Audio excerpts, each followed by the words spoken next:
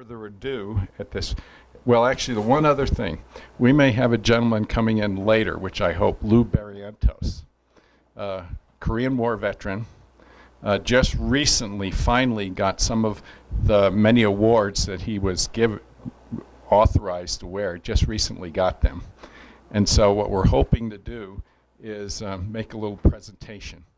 So he was due to come in today, so we'll see. Oh, and I'd just like to highlight Uwe Grappengetter. Uwe just came in with a marvelous donut. World War II veteran. Again, a marvelous, gave us a marvelous talk of his experiences in Europe during World War II.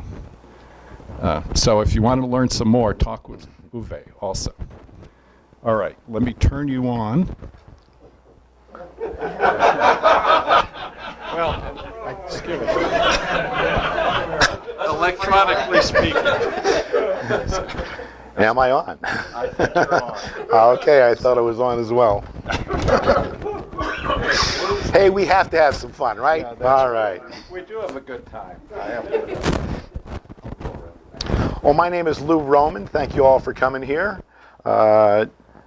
Mike asked me a couple weeks ago, would you be interested? I got an opening for Coffee and Conversation. I said, okay, well, I'm not much of a public speaker, but I'm going to give it a nice, good shot here, and hopefully I'll give you some information that you're unaware about.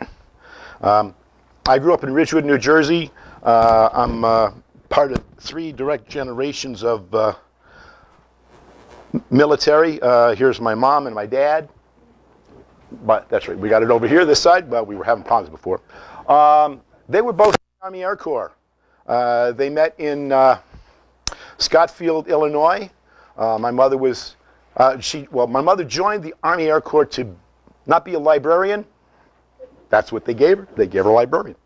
My dad, who had met her at Scottsfield, he ended up going up to the Aleutians. He was a weatherman to help the planes get in and out and keep the Japanese from getting in there. And then this gentleman, my grandfather, my mother's dad, he was a baker in World War I on the USS Buffalo. And this gentleman is going to be the first of our new exhibit, Forefather Veterans, which is going to be in that display case in March. Got all sorts of information. I got his diary from 1917 to 1919. It really helped get a lot of information. Anyway, after I graduated from high school, took the summer off, joined the Navy. Initially it was going to be November 4th, but they gave me one extra day, November 5th. I don't know what that was all about, but joined the Navy basically because of my grandfather. I idolized my grandfather. That's why I didn't join the Air Force or the Army, because my grandfather just meant a little bit more for me. Went to Newport, Rhode Island for storekeeper school out of boot camp, which was in Great Lakes Naval Training Station. Not too much happened at boot camp. But I was in boot camp Company 666. We had a hell of a group. Hell of a group there. Anyway, storekeeper school, that was over in Newport, Rhode Island. Didn't start right away, so they made me the mess boy for the instructors. I had to go around, had a route going all through the building, giving them coffee and making sure they had clean cups and stuff like that. Anyway, I eventually graduated from storekeeper school, and while I was in there, it found out that it seemed like every other class was being shipped off to Vietnam. Well, they gave me orders for Vietnam. So before I went to Vietnam, they sent me to Little Creek, Virginia. I was in counterinsurgency school, where they gave us a lot of different instruction on this and on the other thing, some of your rifles and such like that. Also, survival skills, how to hide yourself from the VC. Of course, our types of leaves weren't the same types of leaves they had over there, but you had to do what you had. From counterinsurgency school, stopped home. Well, I should backtrack just a little. After storekeeper school, when I got my orders for Vietnam, I stopped home and on leave, and I was going to tell my parents about it. Unfortunately, she had to tell me some bad news. My best buddy had got killed over in Vietnam. on April 13th of 1969. And she says to me, I just knew you were going to tell me you had orders for over there. And unfortunately I did. So she kind of anticipated that, but she said, well, just take care of yourself. Anyway, so after counterinsurgency training, ended up going to Saigon. I initially thought it was July 4th, but actually July 6th. And, well, I did get to see some kind of fireworks. You see tracers going through. As we're flying down into Tan Son Nhut, you see the tracers going through the perimeter. What were they, about 4th or 5th bullet was the tracer? I don't remember exactly. So we saw plenty of that going on. So after I got to Saigon and got checked in, they sent me to the Navy Hotel. The Navy Hotel was called Annapolis. How appropriate. So I'd already gotten orders to the YRBM-21. I was just there waiting for transportation to the barge. And while I was there, I shouldn't go to this picture yet. While I was at the hotel, about the third day there, we got hit with a satchel charge. A cab had come down the road, VC inside, threw the satchel charge out, damaged the cab and the front of the building. I was cheating. I was upstairs in the second floor in my rack taking a nap, and I wasn't supposed to be doing that. But the concussion knocked me on the floor. I couldn't believe that. It was so strong. That was really my first close encounter for any type of war.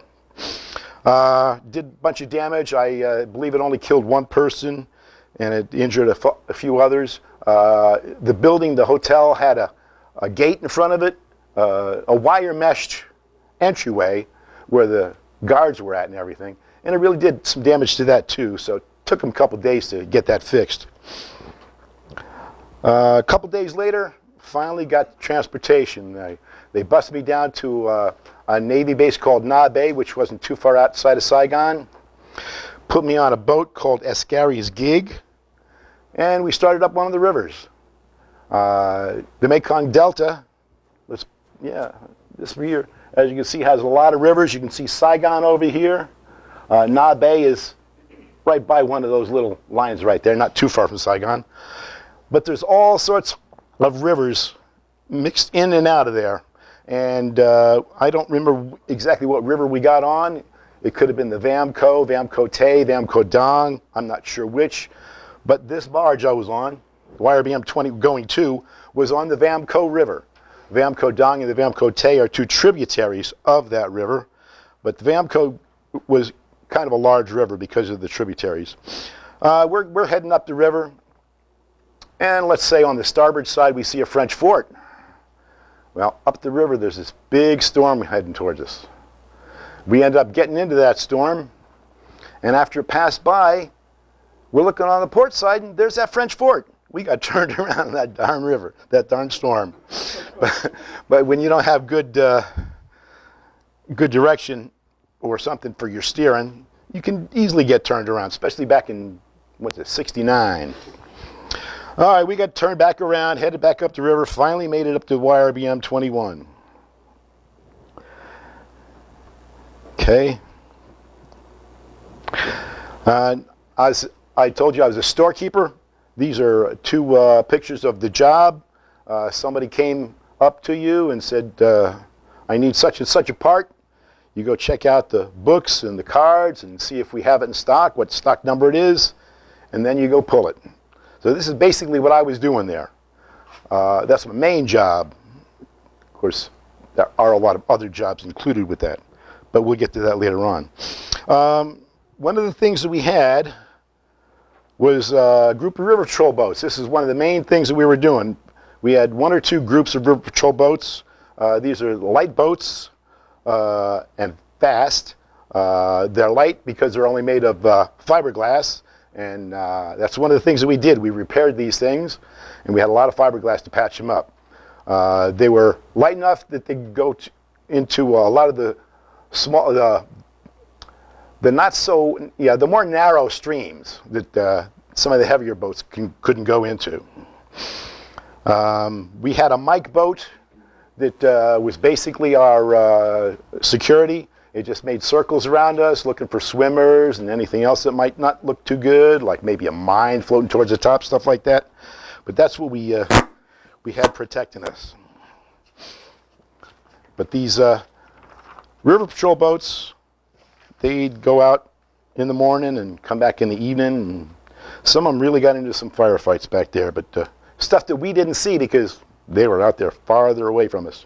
All right, anyway, while I was on the barge on the Vamco River, people tell me, we're hearing rumors, we're going to be moving, we're going to be moving. Well, it was about 10 days or so after I got there that those rumors came true. It's amazing how rumors spread and how sometimes they actually are true. Anyway, I had the duty, the watch, from 0400 to 0800, and while I was on watch, tugboat came up, hooked us up, and towed us down the Vamco River out to the South China Sea.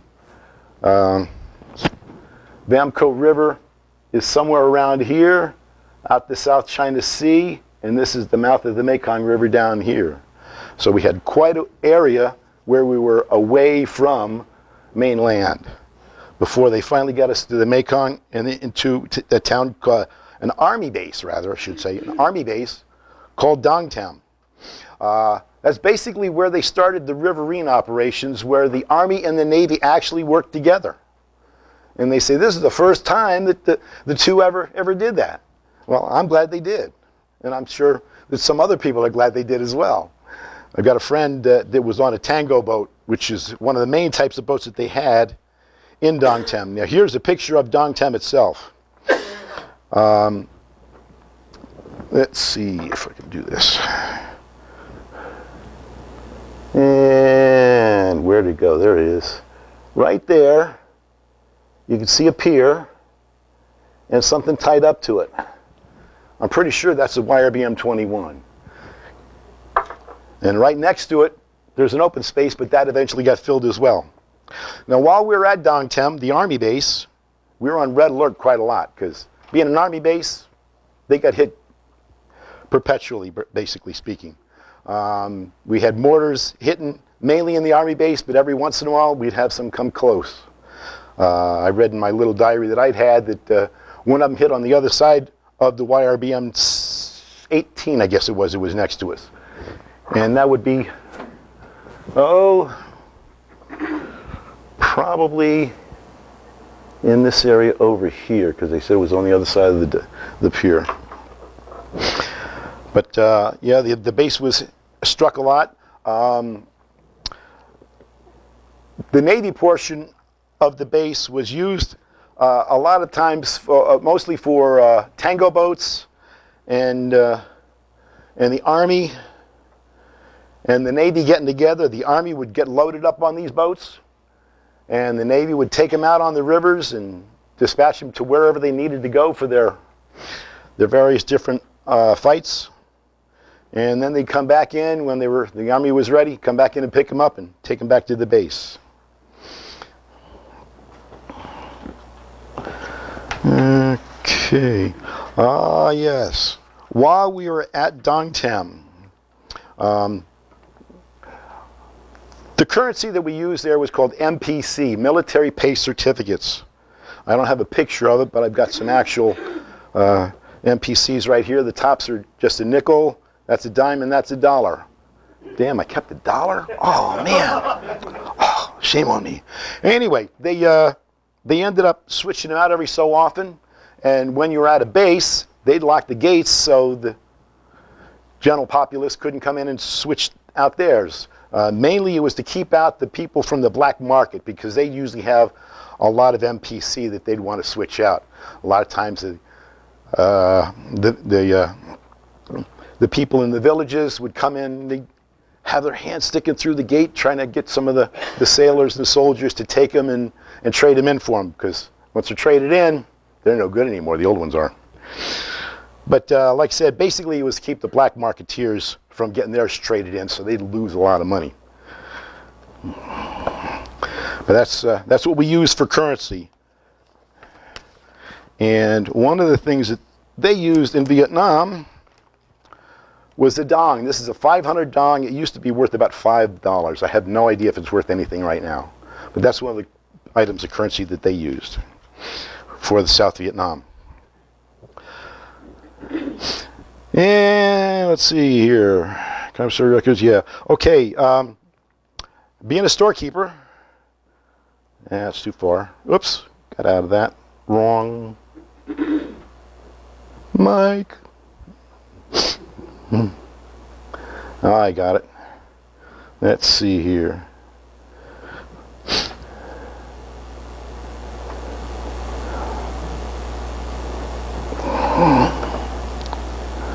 Anyway, while we were in Dong Tam, my main job I showed you was being a storekeeper.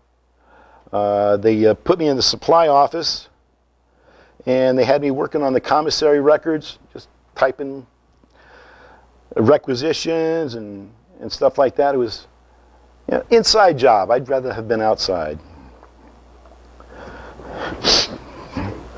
Yeah. Yep. Where the heck? Okay. Yeah. And that says slideshow. That didn't work out right. Well, like Mike was talking about technology, and I'm not too good on it. Excuse me 1 second. Try to get to the big screen. Yeah. No, Mike's not here. Yeah. Yeah. Like do and undo before, because it looks like you deleted that second slide. Yeah. Well, it really put a spot in there. Yeah, Mike, I hit the wrong button here. Okay, well, forget that. So- Go beyond it. Now, how do I do that? When in doubt. Yeah, first Okay. undo. Oh. What did you do here? Well, I hit the wrong button over here. I got in the wrong thing. Oh, I see what we're doing. We got it. Okay, if we're going to just ignore it, you got to come down here. Okay, thanks. All right, yeah, I was working on commissary records for the longest time. Anyway, this is approximately where Dong Tam was located on the Mekong River. And as I said, it got as Ho Chi Minh City instead of Saigon, but anyway, we had to be towed a long way down there to get to Dong Tam. Yeah, I know, I tried that before. Didn't seem that good. See, like I said, I'm not much of a presenter, but I'm having fun anyway. I thought I was going to be nervous, but I'm really kind of enjoying this, even with the screw-ups and everything. But, you know, the main thing is you're learning something that a lot of people don't know about. Now, after Dong Tam, well, while we were at Dong Tam, again, rumors. They said, Lew, we hear that we're going to be hauled out of here again. Well, darn. Again, I had the 0400, 0800 watch, and at 0635, here comes a towboat. Hooked us up and started us out of there. Now, I heard a rumor, and I don't know if this is a fact, but one of the guys told me that after they moved us, that spot where we're at got hit by a mortar. So if that is true, I'm glad we moved when we did, because otherwise I might have to be here. All right, we talked about those. Now here's some pictures as we're going up the river. These are typical scenes that you could have seen by the river. Now I was going to bring another model in that I forgot about, a model of a sampan. But you can see some sampans there. I do have a model of the PBR, the River Patrol boat up here, and the Swift boat that you can come check out later on, because it'll be a little better than just taking a look at the pictures. And here's a nice picture of a sunset. Now, see that little red spot up there? That's Tan Chau. They had us in the river right about there, about Tan Chau. And then there's this dark line that goes up around there. That's Cambodia. Yeah, 10 miles from the Cambodian border approximately is where we ended up. And we stayed there for most of the rest of the time. I think they did take us up and down the river a little bit. So we weren't in the same place, so Charlie wouldn't know, hey, they're stationed there, let's get them. So they kept moving us a little bit. While we were underway up the river, though, and it surprised me, a tugboat came by with some supplies for us, tied up. I don't know if it was motor was running or not, helping push us up the river or not, but they were unloading supplies while we were being towed up the river. And that was also part of my job. Being in supply, we had to unload the vessels and helicopters. Of course, they didn't land any helicopters on us while we were moving. It was after we got anchored that happened. All right, okay. And then we finally got anchored up in on the Mekong by Tan Chau. And that's when we got our boats back, the river patrol boats, and we got helicopters also. And I'm going to show you some of the different boats that we had. Here's the YRBM-21 again. You see on top we got room for 2 helicopters. So we took care of helicopters besides patching up the boats. Here we go. This is one of the models that I made. This is the Swift boat. And I think it's really kind of strange. PCF, Patrol Craft Fast. Well, I guess it means swift, fast. But they were made of aluminum, and they were not as heavy, not as armored, but as some of the boats. But they were probably the second one from the PBRs to be the smaller rivers and streams and stuff like that. Okay, now we have the river monitor boat. Now this was basically monitored from the Civil War. This is, as we were talking earlier, this is the second Brown Water Navy. And a lot of these boats were made from Mike boats, which I have a picture of later on I'll get to. But this had cannons on it and had a lot of armor, unlike the Swift boat or the River Patrol boat, the PBR. Hey, while you're on that picture, what's that structure up front? Is that turret? Yes. Yes, it is. Okay, it wasn't 40 millimeter. Yeah, I think it was a 40. All right, SEAL Team Assault Boats. Stab, okay, whatever. Of course, the SEAL teams were the more advanced groups, so when they had some place to go, they needed smaller boats because they had smaller teams, and they were a little more quiet. Okay, here's a picture of a Mike boat. Mike boats, there were a lot of different types of Mike boats. I saw this with all the stuff standing up over there, the building, whatever. The Mike boat that we had only had a little shack in the back for the man in charge, for the operator. Okay, we got supplied by various different vessels and such. This is one of the ones that we had a lot of, YFR 890. It was a refrigerated, I don't know where they get covered lighter from, but that's what YFR stands for. I said, wait a minute, yard F something, I don't know, but refrigerated is the R anyway. Anyway, this is one of the main boats that came up and gave us supplies. And it was refrigerated, so that's where we got our milk, steaks. We had a lot of steaks out there, and other things that we needed refrigerated. And we had a helicopter, a flight deck that I told you about and I showed you. These are some of the guys working on their helicopter, and there's a picture of the rocket launcher and the machine gun which had on each side of it. Well, eventually I was put on the flight crew. I'll talk about that later on as well, and we took care of them coming in and out. All right, here's a picture of one of the PBRs being lifted up to be worked on. Like I said, they were made of fiberglass. We worked on their motors, of course, too, besides patching up the holes and such like that. And then you got a little battle damage there from the front gun. You can see the bullet holes in there. All right, when we're by Tan Chau, we got liberty every once in a while. And there's a shore patrol drinking a beer. Oh, man. He's really going to do us fine out there. And there's some of the kids in the neighborhood. Tan Chau was a nice little town. There's some of their soldiers. Some more of the people there. So it was kind of interesting going into Tan Chau. We have a barge, a beer barge that we had towed up and tied up on our side. It didn't initially have this last chance saloon on it. Besides us being anchored in the middle of the Mekong, we had the USS Benoit downriver from us. I saw that I had some notes about the USS Satyr and some other boats that were ships that came into our neighborhood. They were basically barracks ships that supported river patrol boats as well as we supported. Now these guys from, I should have mentioned this earlier, the river patrol boats, they lived on our barge as well, besides getting their food and supplies from us. But anyway, Last Chance Saloon, we had, like I said, the USS Benoit downriver from us. We had a situation sometime after the barge had been there. The USS Benoit had a beer barge as well. Their barge closed earlier than ours did, so one of the river patrol boats from the Benoit decided to come up and drink with us.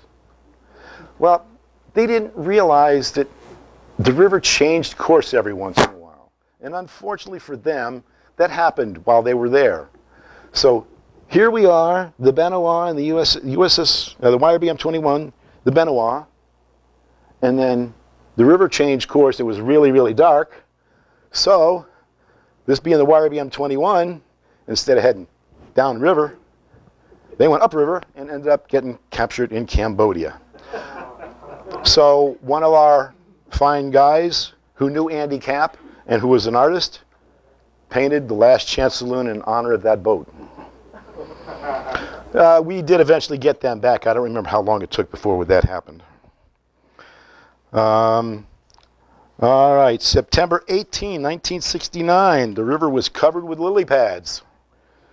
Well, we had a couple guys out there getting on watch and taking the 45s and taking pot shots. Anything coming down the river was dangerous to us because there could have been swimmers, and we don't want swimmers. We also had concussion grenades, which we threw out in the river to kind of ruin their minds. And that does happen every once in a while. Okay, yeah, we took target practice. Oh boy, October 6th, Mets win the World Series. Yay! I'm a Mets fan. I had been writing back and forth to my mom. And I said, hey, they're 10 games behind Chicago, plenty of time, don't worry about it. So we were both excited about the Mets winning the World Series. All right, the next day, October 7th, I was given duty as a plug man on the firefighting team. I had mentioned that a little bit earlier. Let's see what picture I got next. Oh, that's interior of the beer barge. Oh, yeah, and there's... Well, I found a picture of me with Luigi. I'd mentioned that earlier to some of the people here because I have the t-shirt here, but it's not the one that says Luigi on it. I says, I didn't know I had two of them. Anyway, Luigi was one of my nicknames. Being Lou, you know, anyway, one of the many. Too many. I like Luigi best. Anyway, they put me on the firefighting crew where I took care of one of the hoses. Every time the helicopters come in, they'd ring the bell and you'd have to take your station. I took care of one of the hoses. Luckily, I never needed to use one. But sometimes you were up on the firefighting crew for a long time because we'd have some hot turnarounds where the helicopters would come in, they'd refuel, replenish their ammunition, and get back out there. And then 27th of October, another YFR came up. We were unloading all sorts of stuff. We had 28 tons of rockets and a lot of food and items for the ship store. And everybody on the crew, the unloading crew, got head of the line privilege for chow. And getting head of the line is pretty nice, especially when you got a line of 50 people waiting to eat. A month later, Thanksgiving. Thanksgiving was pretty neat. We had turkey, ham, potatoes, string beans, corn, cranberry sauce, and other goodies. Not too much was going on. There's a picture of the Benoit. Okay. I'd mentioned the Benoit to you before. One of the many, and you can see all the river patrol boats tied up. They had a helicopter pad as well. That's one of the main reasons, main ways we got going. Back to the beer barge because I missed this part. When we first got the beer barge, they needed people to work in it, and I got hired on as a janitor for a whole $1.30 an hour. Eventually, I was able to bartend a little bit, mainly for the beer. And oh boy, some of the beer. We had two types of beer, and I can't remember the other one. We had Falstaff, which we call Flagstaff or Fall Flat. It wasn't all that great. And I don't remember if it was PBR that we had or whatever else, but we had, oh, maybe it was Schlitz. Of course, you can use, yeah, Black Label. Okay. Anyway, I had two different types, but at least it was cold. Okay. Yeah, I mentioned the USS Benoit. There's interesting stories about that too. Yeah, and then I can't go to that yet. I got to go to something I don't have a picture on. December 31st. I'm getting down in the year already. New Year's Eve. Yes, sir. Did the Benoit start out as a barrack ship, or did it was it something else that they converted? You know. That's a good question. I don't know offhand. I did have a bunch of papers on it, but I didn't read all the way through. It was probably not a barrack ship all the time. I don't really know. But no, that's a good question, because we needed the barrack ships out there to take care of them. Yeah, okay. New Year's Eve. It's fun and bad, all in one. We have a maintenance shack in the back of the barge, and a bunch of my buddies and I got up there. We got a radio up there. We listened to the number 100 songs of 1969. Who knows what the number one song of 1969 was? Okay. I will never forget it. No, good one, good one. No, it wasn't. It wasn't even military related. No, it was Sugar, Sugar. Now, the reason I will never forget that is because I woke up at midnight to hearing that song, and I kind of didn't feel too good and I drank too much. Anyway, I won't get into the worst part of that. Anyway, but that was interesting because I'll never forget Sugar, Sugar. All right, between flight quarters and unloading boats and helicopters and watch, processing requisitions, I kept pretty busy. Although I did have time to take lunch and lie up in the nets. Didn't mention that part to you. We do have nets around the flight deck. And then February 3rd, yeah, that's where this picture comes in. I started mess cook duty. And when you got mess cook duty, you don't have any of those other tasks. You don't have to unload the barges and the boats. You don't have to have the flight quarters and stuff like that.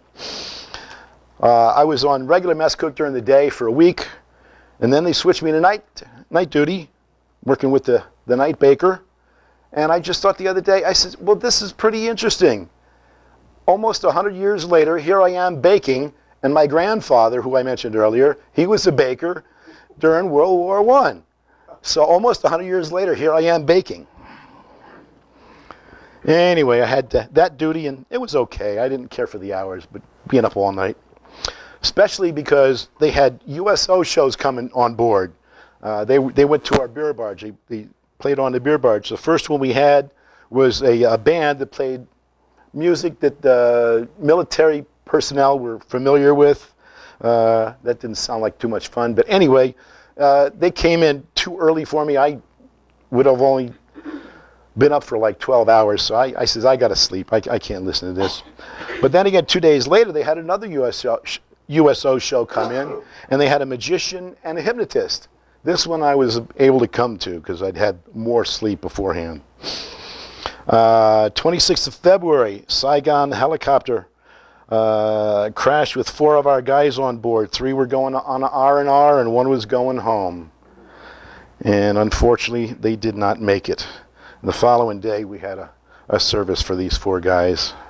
And one of them was the initial cook that I worked with as a mess cook the first week.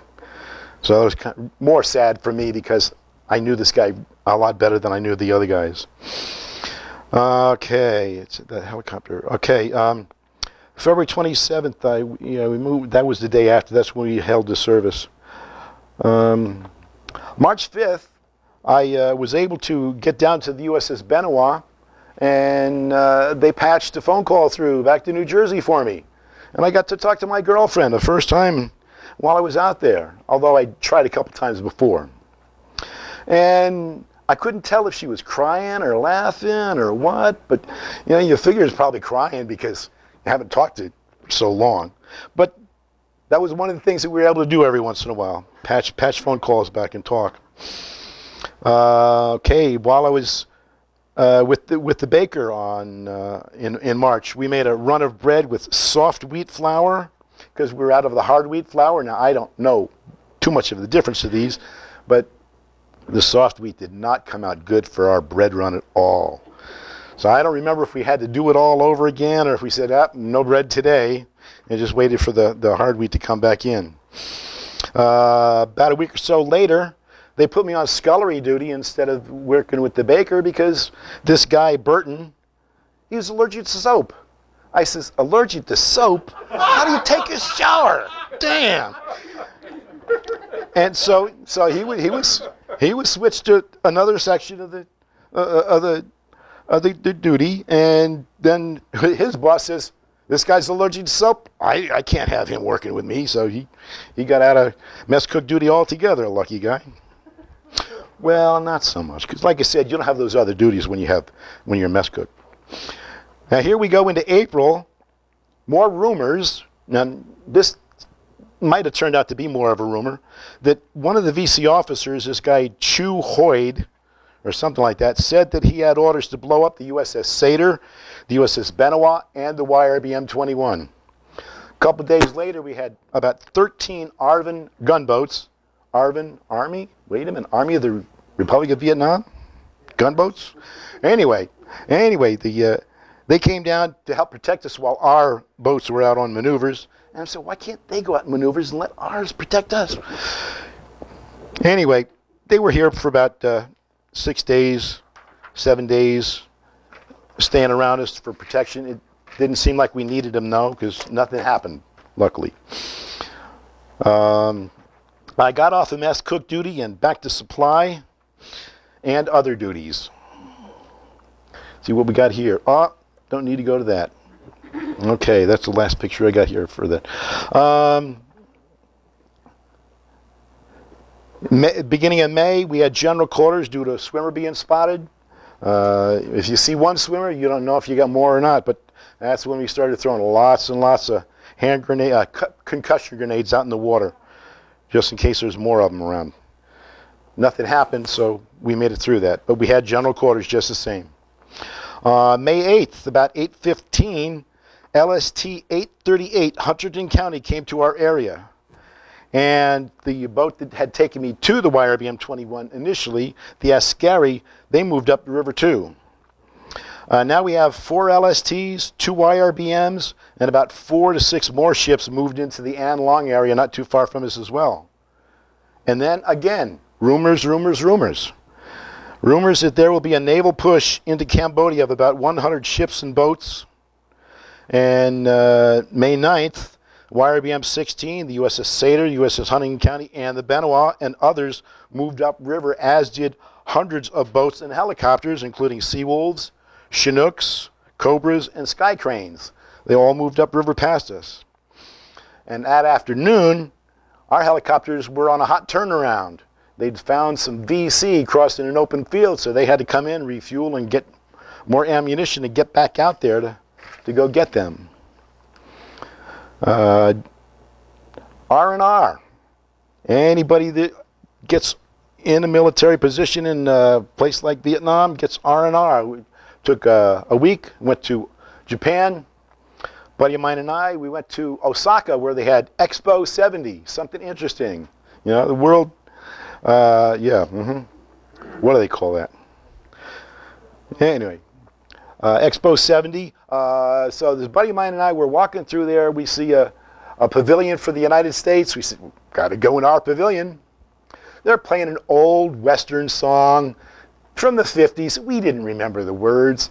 And they got us up on stage, and we're mouthing and faking it. We were on national Japanese television. Holy mackerel, come on. Don't make us sing that song. We don't know the words. Anyway, had Yeah, I had a lot of fun in Japan, saw all sorts of different things. But getting back was kind of a hassle.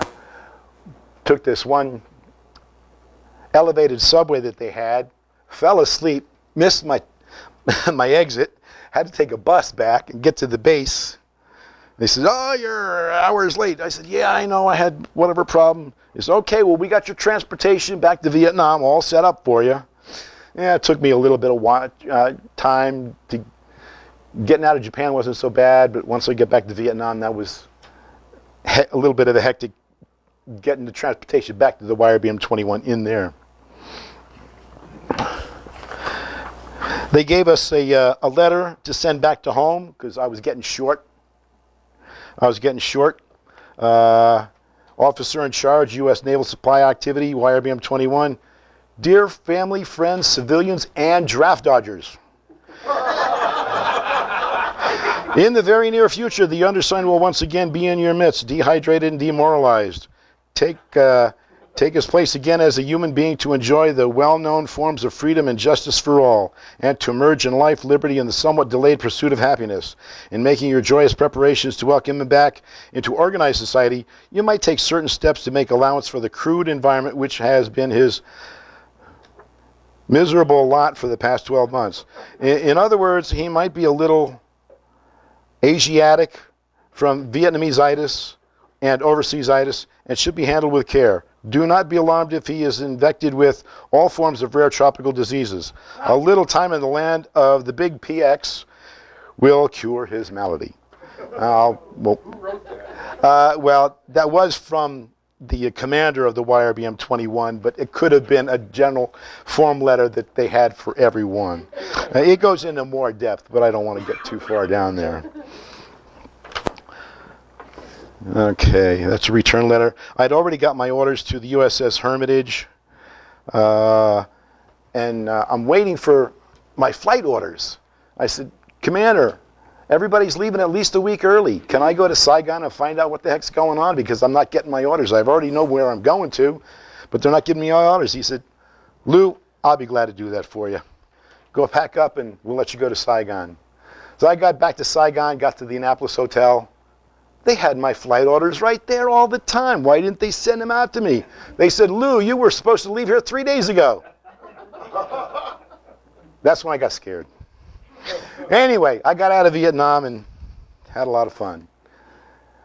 I guess that's probably about all I got for Vietnam. Does anybody got any questions? Yes, Ray. Lou, the ship you were on, was that, because I know you were talking about how you were towed out and pushed out. Right, we had no propulsion of our own. None at all? No. It was a barge. It was a converted barge. Pretty much a sitting duck. Yes, as a matter of fact, this is very true, because we were always worried about just sitting there, but we didn't have too many times where I felt safe. I mean, the Mekong River is really, really wide. That's how come they can have so many ships come up and down there. So being out that far out in the middle of the river, it was fine for us. Sounded like a hard assignment. Well, I did mention that we did get liberty every once in a while. We did play football and soccer and basketball on the beach every once in a while. Yes? And what was a comment that you found in your diary several times that kind of surprised you? About me getting drunk every night? Uh-huh. Well, yeah, when you're off duty, you go to the beer barge and you drink. But yeah, I did mention that a few times in there, didn't I? Yes. Yes? Being with Supply, how formal or informal were some of the exchanges did you have? Was there, a little wink, wink, nod, nod, give me this, I'll give you that, sort of thing, since you had access to a lot of good stuff behind the scenes? I never got into that. I think it was the higher ups that did the behind the scenes exchanging and acquiring. So I never did anything like that. Yes. Now, weren't you given an accommodation? Yes, but that accommodation was from shore duty, not from Vietnam. Yes.